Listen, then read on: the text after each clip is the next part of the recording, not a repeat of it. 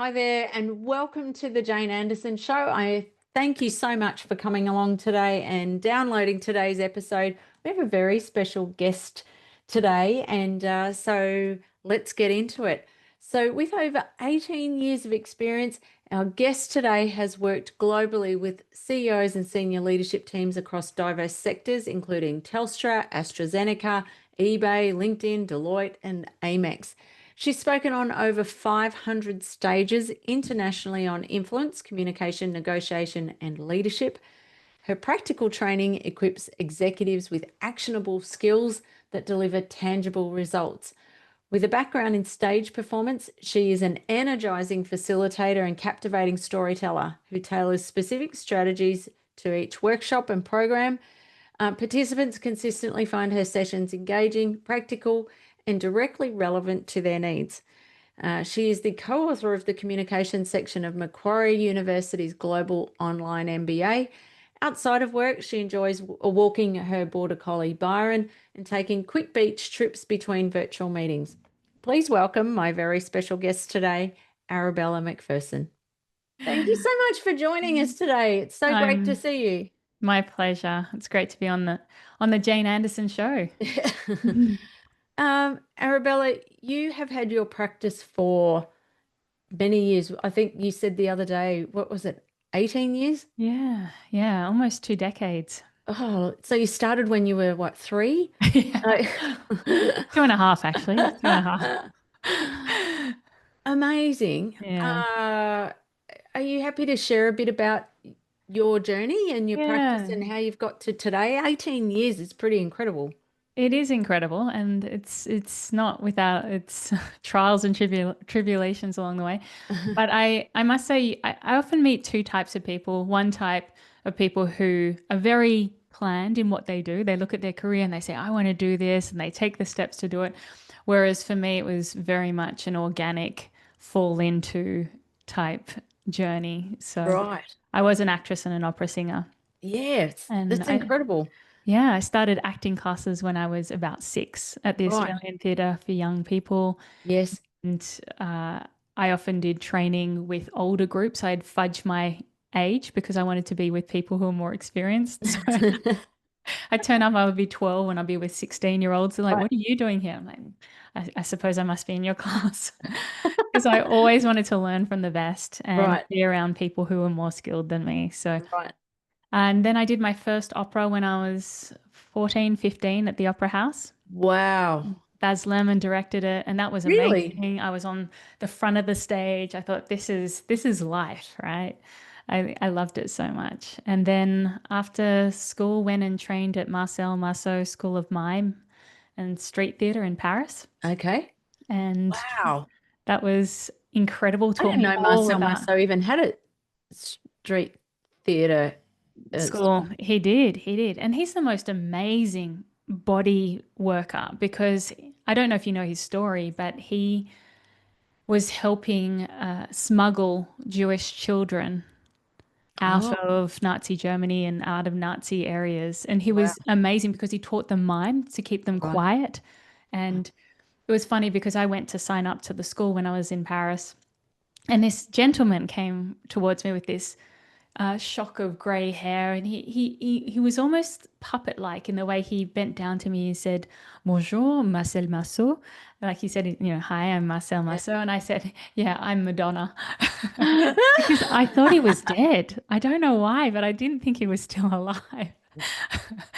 But I met Marcel Marceau Right. before he subsequently died, but I did see him perform in Paris, and it was magnificent seeing him on Wow. stage. He was just such an incredible artist, and it showed you how much you can do with your body to engage with an audience without even verbals or anything. Right.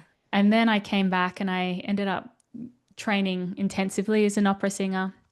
And in 2007, I went over to New York and LA and trained at the Atlantic Theatre Company Hmm. in acting, voice, and performance, and learnt so much about body, voice, emotional connection. Mm. And there was a moment there when they got me to perform our scene in front of 60 people, and they brought in this famous actress from Third Rock from the Sun. And it was incredible because I was trying to commit suicide in this scene. It was a comedy, as it was. But I went into the scene and I, I don't remember the scene. Like you're so much in the scene and I'm trying to kill myself. My sister's trying to stop me and I'm throwing tables. And at the end of the scene, they said, Arabella, you are an actress. And I was just like, oh my God, I can die now. Like this is the most exciting time in my life. Wow. But I came back to Australia and it's very, very difficult to earn your living as an Yeah. actress in Australia. We only have one opera house in Sydney, apart Mm. from a smaller opera house, but it's tiny. And I that's when I decided I needed to find another way to use my skills. And Right. it was the same year that 2007 I signed up to Facebook and I was also told to read The Secret. Have you ever read The Secret? Yes. Yeah. And it said you have to focus on what you want. And I thought, I want to earn $75 an hour. I don't know why I wanted that. And I found an ad in the That was a newspaper. lot. I know it's a lot back then.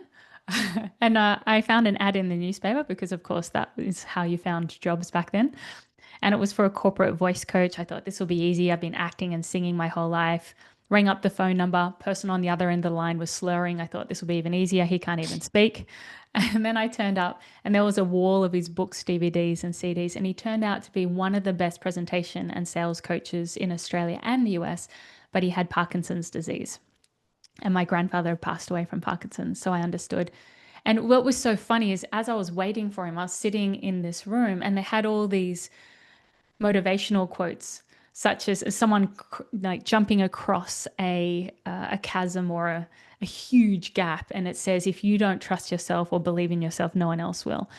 And I remember talking to him, and he said, "How long have you been coaching for?" And I said, "That's a good question. One, two, three. Let's just say a long time." Because I thought, a few seconds is a long time for a baby. It's all relative, right? Yeah. And I've coached acting.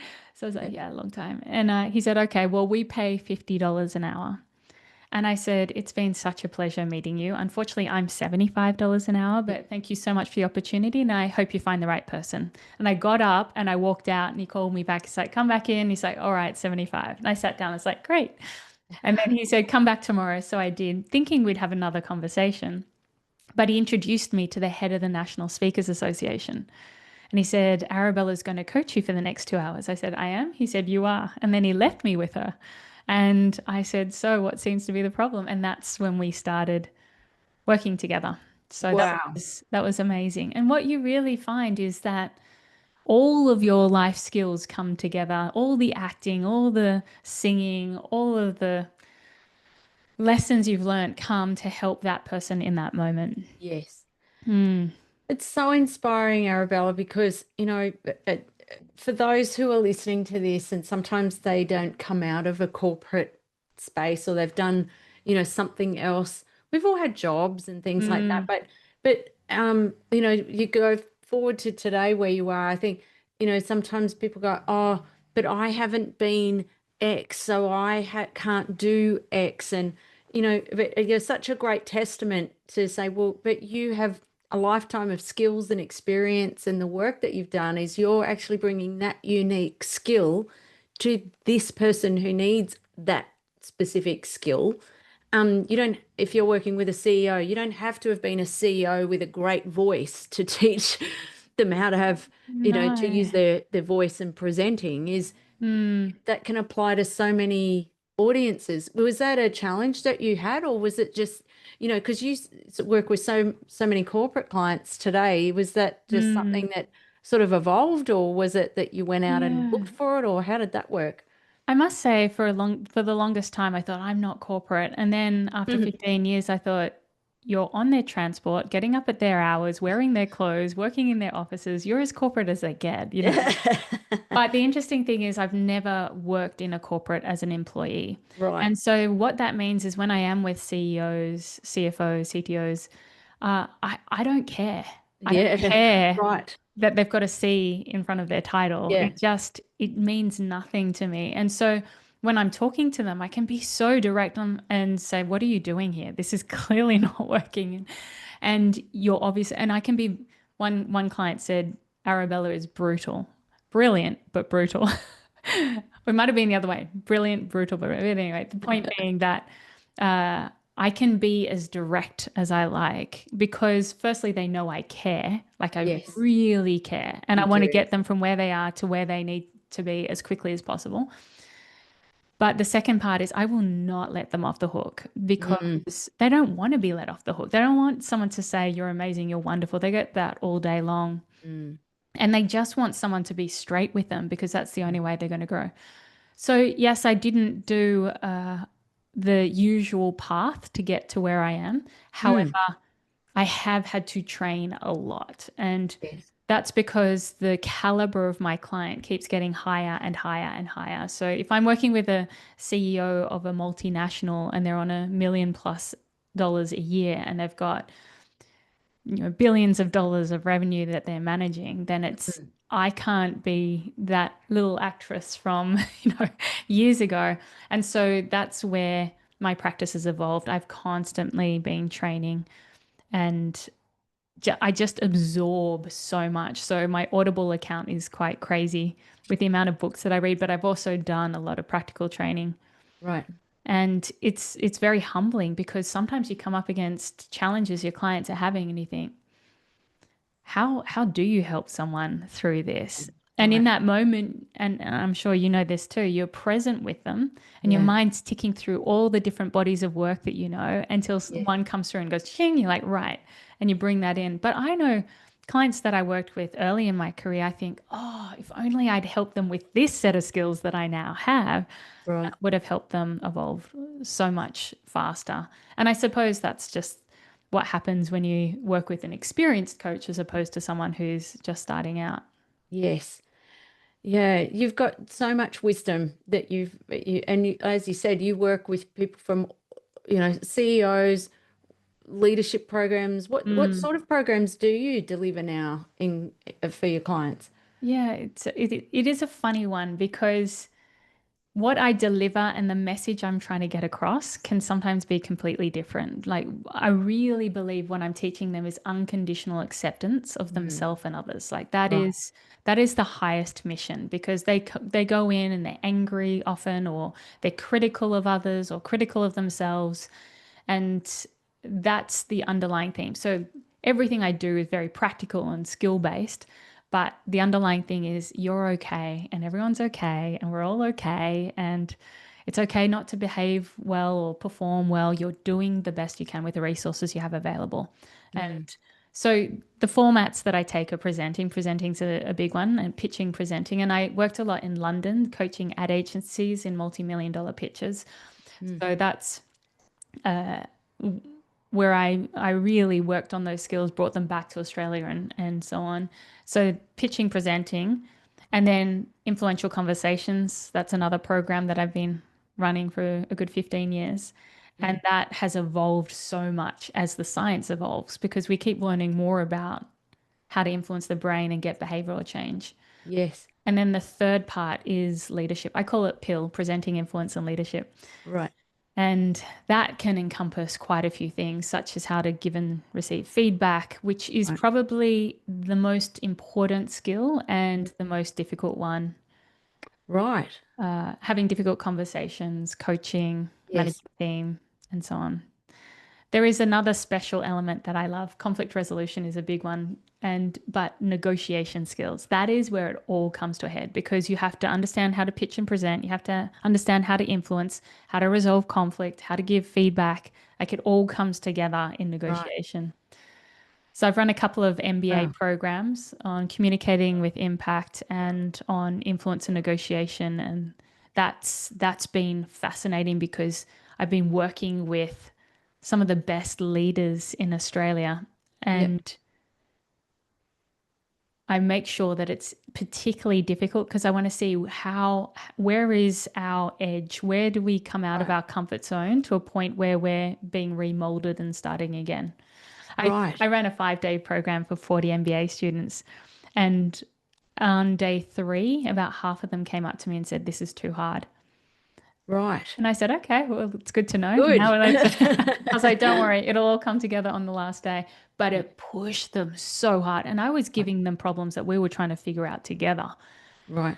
world international negotiation cases. And it was so fun. It's like, Wow. okay, this is where we really have to learn how to bring in these skills whilst being in the present moment with the people we're interacting with. It's a lot of fun. Wow. Mm, Amazing, Arabella. I love what you said about um your unique, and even that's finding your own unique edge. Like, I think that's often for those, if someone's listening to this going, okay, I've got my expertise, how do I make it palatable so that it's commercial and people can understand how to buy me?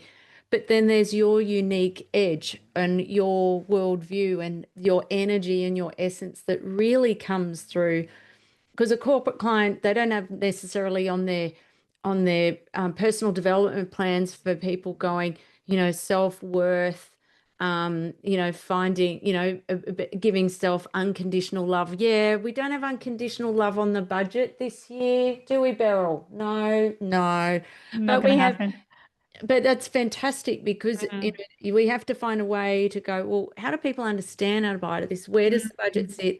It's not, I think some people think with corporate that you're selling your soul to the devil, and mm, and you're not. These are human beings.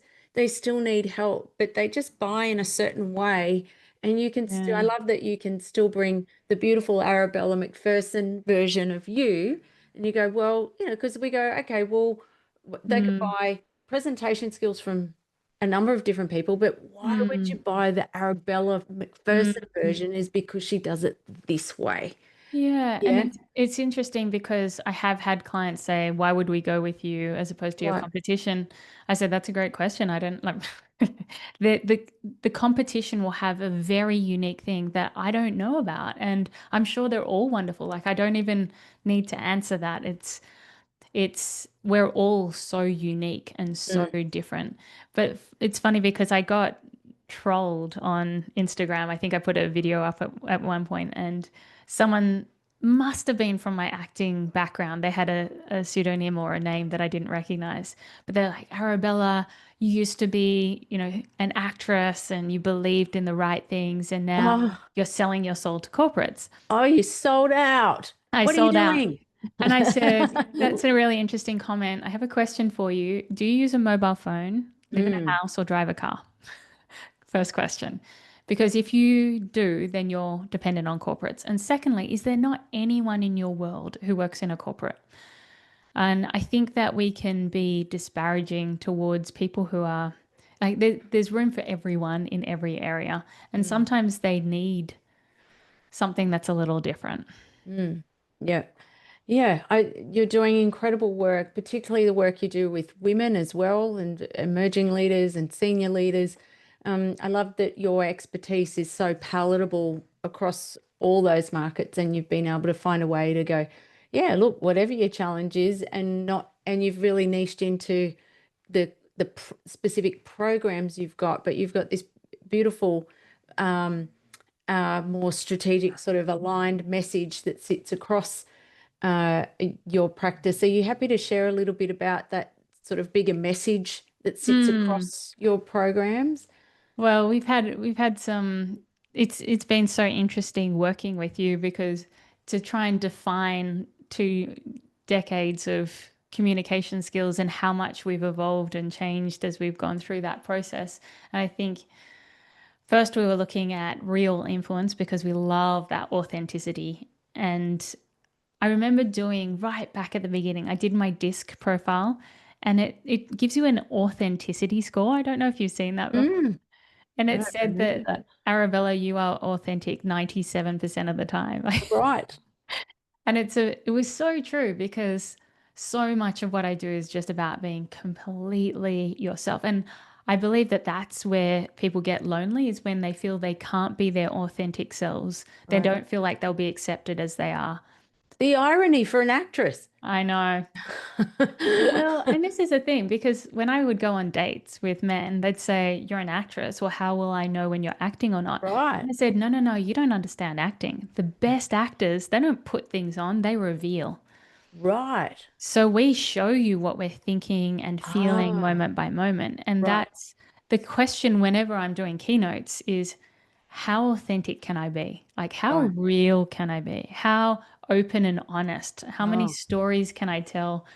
And I sometimes do push the boundary a little bit too much, but I learn. I'm like, okay, that was a bit too far. Let's see how we can go. Ah. Uh, but I feel like sharing who you are is so much part of influence, Mm. and that people make emotional decisions, and we know this. It's been repeated Mm. through many recent studies. I was just I like to double, triple fact check everything that I'm teaching Yes. because I think a lot of things get lost in Chinese whispers. Yes. And so people don't realize you have to be emotional to connect with people and influence them. So authenticity and being real is just Mhm. such a thing. And during COVID, I put a channel together on Facebook called Reeling, which is Mm. being real. And every day I did 2 check-ins, just connecting with how you're feeling right now. And for Right. me, that's also emotional intelligence. How am I feeling right now? Right. And one time I was crying. I think it's still up. I should probably take it down, but I just cried on camera. And I had all these people contacting me going, Bella, this isn't good. This will affect your professional brand. And they didn't understand that I wanted to affect my professional brand. Like, I Right. want to be real and I want to show people that no one's perfect. Right. I once had a client say to me, we're out for lunch, and she said, "Oh, but you're perfect. Like the way you manage your life perfectly." And I said, "Oh my God." I said, "I am so sorry if I ever gave you that impression." I said, "Where can I start to tell you all of my flaws? Because this is not helpful for anyone to believe that someone's on a pedestal, because we're not. We're all struggling. We're all like, that is life. It's the human condition, right?" So Mm. authenticity has been a big one. But then I do work with a lot of CEOs and executives, and it is about strategy. It's like, okay, who do you need to influence? What's important to them? What are their biggest fears? How do you communicate with them? And how do you bring up their objections before they do? So strategic influence is just so good. And you can bring in all of these techniques to embed commands deep within their unconscious. I Yeah. studied NLP and then hypnosis, and it's very powerful. And world leaders are using these skills. Yeah. And So, so this messaging you've really come to now is around charisma, yeah? yeah. And so finally, we've ended Yeah. up with charismatic communication, which Right. I'm still exploring because I feel a little,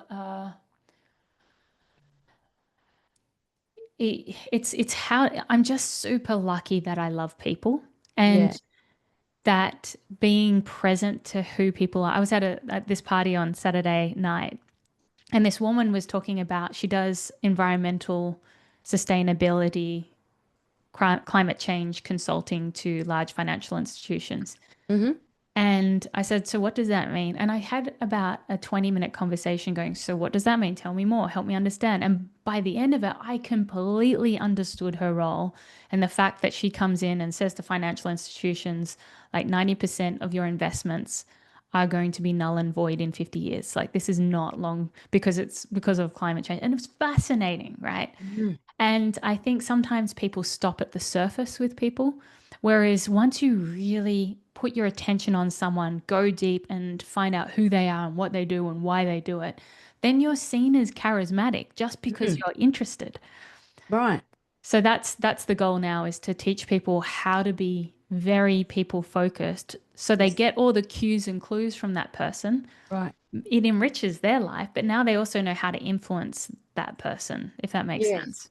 Yeah, and I love that because I think the essence when people meet you, it's so congruent with who you are, but it's around almost it's this, but it's the authenticity that creates the realness that creates the charisma. It's not, I think sometimes charisma can sort of feel like manipulation and things like that, but the version you're sharing is, yeah, that doesn't work. Is that it's got to be real, it's got to be authentic, it's Mm. and strategic and aligned with what you're trying to do, and being so people oriented that you read people well and know how to respond. Yeah, people do have a lot of resistance around influence. They say this is manipulation, and it's their first barrier that they come up against. Mm. When really, it's for me, it's respect. You Mm. are understanding that person. It's the opposite. Yes. If Yeah. you intend to influence rather than manipulate, which I think comes down to your intention. Am I here to Yes. decimate, berate, control, or am I here to understand and therefore find a solution that's going to help us work together? I was working with a group of lawyers, and one said, I just go in and I tell the politicians, I just tell them what to do. I was like, okay, that's a combative style, and that Mm, is an option. It's not necessarily a great long-term option. So let's look at some other negotiation styles which are going to have better effects. But it mm, was funny because I was just talking this morning with my brother Sholto, who I think you know, who's very big on technology and AI. And we were talking about the number one app in the world right now, which has surpassed ChatGPT. It's the number one. Can you guess what it is? no, Unbelievable. It's called Focus Friend, and it's right, helping people to focus. So if you set your phone to not touch your phone for 10, 15 minutes, however long, right. this little bean knits a sock. And if you touch your phone before the timer has gone off, then all the stitches fall out and you have to start again. Oh, And it's so insanely simple. But that's cool. this is a challenge not only in the way people work, but the way that they interrelate with others. They're not present with people. Mm, And that's a challenge. mm. And people feel it when you're not present with them, when you're checking your phone and you're watching Oh, this and you're that. absolutely. Yeah. But you just miss so much. You Yeah. miss so much of what that person is telling you and all the subtext, which Yes. is thick Yes. and full, and people are often barely coping. Yeah. And they've got so much going on, according to Deloitte, they're distracted, impatient, overwhelmed. Mm. So it's very powerful to learn charisma, Yes. and it's a byproduct of being authentic, being present, and being real with that person and being curious about their human experience, Yes. And it's a bottomless pit at the moment. isn't it? So Isn't your it? work's incredibly important because, so much is lost with, like you said, you've got a whole generation coming through into the workforce of, being stuck to a phone and, Mm, texting and not necessarily as much human interaction and reading those, social cues. And so, it's certainly not just the here and now, but this is the future challenge for mm, leaders and organizations to be able to, be able to create that connection. And therefore, the yeah. engagement, the performance, all those things hang off it, don't they? And it's interesting because you sent me that great research over the weekend about Mm, the millennial generations and mm, their inability to interact on a human level, sometimes finding it challenging in a workplace to turn up in a professional way and have those conversations, have eye contact, and so on. mm. And yet, that millennial group is requiring that leaders also be way more personalized and personable. And so Right. there's like this mix on both sides where Yeah. people are trying to find that connection Right. in a satisfying way that respects all parties. Yes. Mm. Yeah, I think you certainly have got a lot of opportunity, and we have so much to learn from you, Arabella. Mm. If I can ask a little bit about your practice for those who are listening, are going, okay, 18 years in a Mm. practice, and well, and for those who there might be some that are listening who've been around similar kind of time and they're going, yeah, look, my practice isn't growing, and I've hit a wall, and then there's others who are starting out, or for those who are listening, what advice do you have for them who have perhaps had their practice for some time and, maybe aren't, have hit a wall, maybe they're not growing, or, Mm. maybe they're kind of thinking, oh, maybe this is it, maybe this Mm. is all that I am capable of, or, for those who have had that practice for some time and think they might have, not been able to grow it anymore or feel a bit stuck, what advice Mm. would you have for them? Find a coach. I remember when I first went out on my own and I met this woman at a business event, and I think she was only just starting out as a business coach, but she spoke to me, and I remember I took her on, and it was so helpful because she got me to speak at an event, and she got me to offer the audience a takeaway if they texted me their phone number or a certain phrase. And there were 50 people there, and 49 people texted me. And the next day, I sat there and she said, okay, now you're going to call all of them. I said, yes, absolutely will. We went through the script, we practiced it. I was right at the beginning. And then an hour later, she called back. She said, "How many of you called?" And I said, "I'm getting to it. It's happening. I just need to. I'm just gonna have a look at the script one more time." She's like, "All right, and call you back." An hour back later, she called me back, and I was like, "Damn it!" And I answered the phone. She's like, "How many?" And it was so frightening. But then when I did finally, I think she shouted at me, and then I called them all. I remember calling them all, and they're just people. They're just And they were people. super interesting, and a lot of them needed help, and we had great conversations. And I think that whenever I'm resistant about doing BD, you just have to do it. Yeah. And I'm still, I still get resistant. I still prioritize things that are more creative, more fun, more enjoyable for me. But I think the other thing is finding a coach who has a good blueprint. Like it's been so transformational working with you. I felt a lot of shame just going, oh my God, I should have had this 10 years ago or even more. But it's been having fun. And I've got a friend who's in the real estate industry and Hmm. she's gone out on her own and she's lost. Right. And I said, find an expert in real estate and just get their business and copy it. And Yeah. you're just such a perfect fit for me because you've done the presenting skills workshops, you've done the consulting, you've done the keynotes, and you've got everything. I mean, even I was talking to you about the other day, the run sheet before I walk into a workshop or a keynote has been so transformational. And now I think I used it twice and then I was desperately upset I didn't have it for the third time. I was like, that's it, it's not happening again. And so structure becomes Structure. longevity. Yeah. So Right. been on a massive roller coaster throughout the years. And Mm, what I found is I love what I do when I'm making money. And when I don't, I think, why am I doing this? And right. so I think, and COVID was just, it was great for some people, terrible for me. I flatlined. I think I went through the floods in Byron. I had a miscarriage. Like Mm, I just, everything just leveled out. And it was so, so confronting. So right. the year before, biggest year ever on a complete high, co-wrote the communication module of Macquarie Uni's Global Online MBA, 66,000 people enroll, average rating 4.8 out of 5. Like I was just like, I am the bomb. um, and then the next year just being so humbled. And Yeah. that has been such an incredible journey. So keeping on the journey and finding people who can support you on that journey Mm, has just been the secret to my longevity, uh, and just so passionate about the human condition. Yes, that passion wanes yes. when I'm struggling. I'm like, oh my God, Yeah. this is so hard. Yeah. But it's what I do on the weekends. It's what I do with my friends. When all through school, I would counsel people, So it's just inside me. And I think if it's Yes. something that is just so innately you, Yes. then it's hard not to do it. So you may as well get paid for it.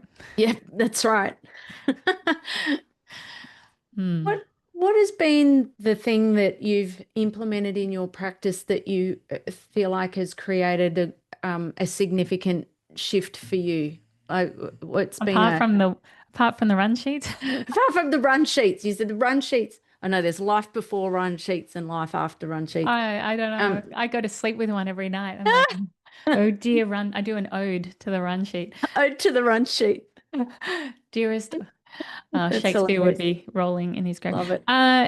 The other thing, well, I think so for people listening, Jane came and worked in my business for a couple of months, and I know you don't advertise this service, Yeah, but don't tell anyone. No, sorry. I'm joking. It's all right. We can go there. It's fine. Because you encouraged, I let go of my EA just Mm, after COVID when I got mm, her through, and she got an amazing job, which was great. I'd had her for 5.5 years. mm. But then I knew if I took on someone new, it had to be set up properly. And that 2 months of you working day in, day out with us, cleaning up the whole system. Now my EA is amazing. She is amazing. And she's so caring and really good at what she does. And she holds me to account. I'm like, wow. And then she's put me in touch with this incredible video editor who I'm trying to get in full time because she's incredible. So I think having those specific roles and systems in place means that you can grow consistently. And then we've put in the newsletter with a lot of resistance. I Kicking and screaming. wish I'd started that email list a good 20 years ago. But anyway, that's all That's right. okay. It's It's never too late. better late than never. Yeah, and just also identifying what is my unique flavor because I didn't want to just do a newsletter. I wanted to do something that I felt proud of and working that out with my brother, the journalist, and he does the research, he interviews me, we co-write the scripts, I shoot a video and send it each week. And everyone, I mean, I bump into people and they say, "Oh, we see you everywhere," which is a little embarrassing, but also good. That's good. So having those systems in place, bringing in that EA, now building out the team and being consistently in touch with my clients has just been a game changer. And the run sheets. And the run sheets.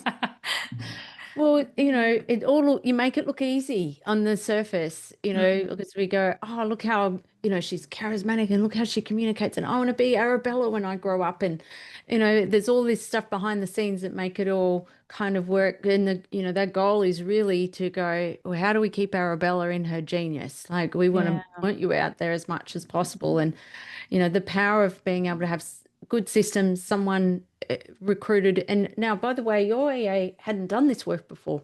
So, No. so she, um, the work that you've done, and you're an incredible leader, by the way. So, Mm, you have a lot more patience than I do, with team members. But, I'm not sure she's, about that. well, you make a beautiful Yeah. team. Yeah, we do get on really You well. really do. You've been Mm, such a great fit for each other. She's very mm, excited about working with you. Her commitment. Look, mm, there's a business coach in Sydney. What's his name? I think that's his name, not Andrew Scott, but I think he talks about anyway 3 things that make a great team member. He's got a business called Exit where he works with mm. people with 10 to Okay. $100 million businesses, Mm, and he talks about 3 things people need to have. For a team, he does what he calls a team audit, and he looks for capability. Can they do the hmm. job? Commitment in terms of the level Mm, of commitment to doing the mm, job, and then their capacity to do the job. mm. And I reckon he's right. If you can get those 3 things Yeah. right, you've got incredible commitment with your EA. She didn't necessarily come on she with those exact skills, but she had a No. lot in place, and we could see that she would have the Mm, capability mm. to do it. But putting the systems in means that you give them the capacity to do it. Yes. And so that all leads to how do we keep Arabella a genius Yeah. and keep you running, don't isn't it? Yes, it's funny because I remember my bookkeeper a couple of years ago saying, "Arabella, I want you to understand your books, and to do that, I want you to do your own books." And I was like, "Great idea, let's do it." So she sat me down with her second in command, and I did 10 1.5 hour sessions with this person. And as Wow. soon as we started the session, it didn't matter how well rested I was or what had been happening. As soon as the session would start, my eyes would get really Oh heavy. yeah. Wow. And I tried for 10 1.5 hour sessions. By Oh the end my of it, I said, God, you know that's what? brutal. You're so good at this. I'm just going to leave you to do it. I really appreciate what you do. So it really shows you have to be working to your strengths Yeah, yeah. and getting people to help fill in those gaps is just so powerful. So Yeah. I'm very grateful to have found this body of work that, I mean, Matt Church was with my mentor, that person, Doug Malouf. Yeah, Doug Malouf. Yeah. Way The best of the best. I knew Matt Church way back when because Doug taught him, and so it's yeah, the bodies of work evolve, Yes. but it's that structure that will always see us through. Yeah. Yeah. It's come full circle for you. Yeah, a long way to go, but we're Yeah, getting yeah. there. Now it's just about opening up to more of a global stage again and going out Mm, keynotes because I just yeah. love that keynote area. That's what I was going to say. So what's next for you? Where are you heading now in terms of your practice? What is the next sort of 12 months, Mm. 2 years, 3 years starting to look like for you? Well, we've got the book coming up that we're in the process It's of putting exciting. together. I know, very exciting. Mhm. And then stepping more back onto a global stage, because when I had my business in London, my business in Australia, whenever I was in London, my business in Australia would wax and wane. And then when I was in Australia, my business in London wouldn't do as well. So now I've got this infrastructure in the business. I can now step into more of a global sphere because I get contacted due to that global online MBA all the time from people around the world. And it's now creating that mobility so I can go to London or I can go to Amsterdam or the US and speak and really enjoy being on stage. And I love traveling and connecting with people. And also just, just love spending time with smart business people. They Mm. teach me so much. My brain expands Mhm. every time, and I learn so much about the macroeconomic environment and what's Yes. happening business wise. And so that'll be fun being more international. I'm reshooting all of my content as well. Yes. And what's interesting now is you want to leave mistakes in so people know it's not AI Yes, that's right. to be extra authentic. So that's also fun, is reshooting it and shooting in a way that I feel is much more accessible for Mm. people. Rather, I have a lot of academia and a lot of content, and now it's time to make it bite-sized so people can consume it and get behavioral change. Yes. Mm. Yeah, it's an exciting time for you, Arabella. It's really, Yeah. it's exciting to see the changes that you're implementing, exciting to see the acceleration, the support that you've started to bring around you as well, Mm. and to really be able to start to get the leverage and the scale that you want to see in your practice. So, It uh, is it it's is funny that when you are ready for something more, I mean, I'm already talking to people about London and Europe and yep, France and other places. It just starts. Once you feel more ready and set up, it's a yes, very different conversation. So yep. thank you for your support. Been amazing. Oh, that's okay. I love being the cheerleader and making it Mm, all happen behind the scenes so that you can just keep playing in, as I say, keep playing in your genius. We just need more women like you. We need more, there's people in their workplaces and even just in themselves. It's not even in just workplaces, but you're right, is that I think there's so much competing noise that people have in their heads about themselves and mm, that, are not good enough, not smart enough. I can't get this over the line, or mm, that maybe, the whole imposter syndrome and all these mm, things that people are dealing with that, are holding them back from being able to be able to, and I love what you're saying about just really being able to embrace yourself and unconditional love for yourself so that you can, that self-judgment and all that sort of thing holds us back so much. And, we're waiting when I interviewed Seth Godin on this mm. podcast, as he always says, we're waiting for you to lead us. Just step up and Yes. lead. We're always waiting for someone else to do it. And going to Seth Godin, finding your tribe is really important. And I think I had been quite a loner in my business. I haven't Mm, really connected with a lot of other coaches like me. But then meeting you, and you have such a low ego, and you've attracted all these coaches that who don't have ego either. And we're in this group together, and suddenly you're like, wow, everyone's authentic and we're all open and sharing what's going on. And that's when you stop feeling so lonely and you start feeling far more supported. mm, Uh, so I think that's so important.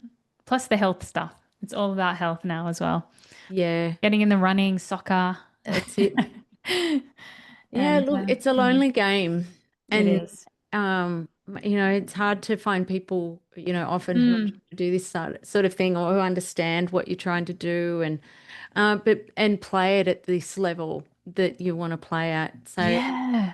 Yeah, that's what I love. People in the group saying, "Oh, looking at a 60K gig or 200K," and it's just nice and endorsing, because often as women, if you're talking about women about money, you often seem like it's not a feminine thing, whereas we love business, we love money, we love bright minds and doing things and shifting. Like all of that is so intoxicating and yeah, fun and exciting and full of potentials and possibilities. So it's been fun. Yeah, and I think, well, the size of the gig is the level of impact. So we go, Nice. okay, that tells us we're able to create some change here. Mm, And even if it's a one-on-one coaching program, that's a smaller program, that's okay. We're starting mm, at an individual level, but that's all right. Well, it doesn't matter what size, but when you're starting to talk big stuff, we're going, okay, great. People are now really, we're starting to get some attention. We're starting to get some focus on the impact of what that change can be, and at a bigger scale, and people understanding the value of what mm. you bring. Yeah, Um, that's good. and they can And you see why. understand, and you understanding your own value. I mean, I That's remember right. with the MBA, the Macquarie Uni one, sitting around the table and everyone was introducing themselves. They all introduced their name and then their masters and then their PhD. And it came to me and I was like, "Hi, I'm Arabella Macpherson. I'm a communication skills coach." And then I turned to the next person who was like, "Who are you?" And then afterwards, I spoke to the head of the business school and I said, "I can't do this. Like everyone else is so much more qualified." She's like, "Arabella, you go and do those videos and you get out there." And that, and then it ended up being so successful. And that was such a big endorsement and realization. Oh, these things that we take for granted are powerful and people do need them and Mm, it can make their lives better. yeah. And I think that's really important to remember. Yeah. Arabella, you've touched on so many incredible things today and so inspiring to hear your story. For those who are listening and going, if I want to start out, you mentioned something earlier about, these are things that you were just so innate for you, but this has now become an evolution into your life's work, and the shift and the impact. And I love that you talk about the roller coaster. It's not like, I think, we see those images where people go, oh yeah, it just slowly gets better. It's like True. this, and no, I hate it. No, I love it. Yeah, I know. Hate it, love it. Hate it, love I'm it. getting a job. Um, Oh no, I'm not. yeah, I Oh, can't they do it want anymore. me. Yes, I can. I'm winning. So the joys of the roller coaster, So joyful. uh, the tough days help us to appreciate the good days. Don't they And just? but you're doing an incredible job. It's really great to see the work that you're doing. You're incredibly inspiring, and Mm, especially for those women trying to find, and I know you work with men as well. For all those people who are really struggling to kind of find their way in terms of communicating, mm, it's such valuable work. And so for those who want to follow you, if they want to mm. learn more about what you're doing, where are they? Where would you like them to follow you, stalk you, whatever you'd Well, like? LinkedIn seems to be my biggest community, and I'm posting regularly on there. But you can Okay. also sign up to my weekly insights and see the video with communication skills, science-backed communication skills, which is a Yeah. fun way of reminding yourself of how to build your influence on a weekly basis. Yes. So that's good too. Fantastic. Well, for those jump on, make sure you keep an eye out for Arabella. Keep an eye out for a new book coming out by the end of the year. And thanks for joining us today. Thanks, Jane.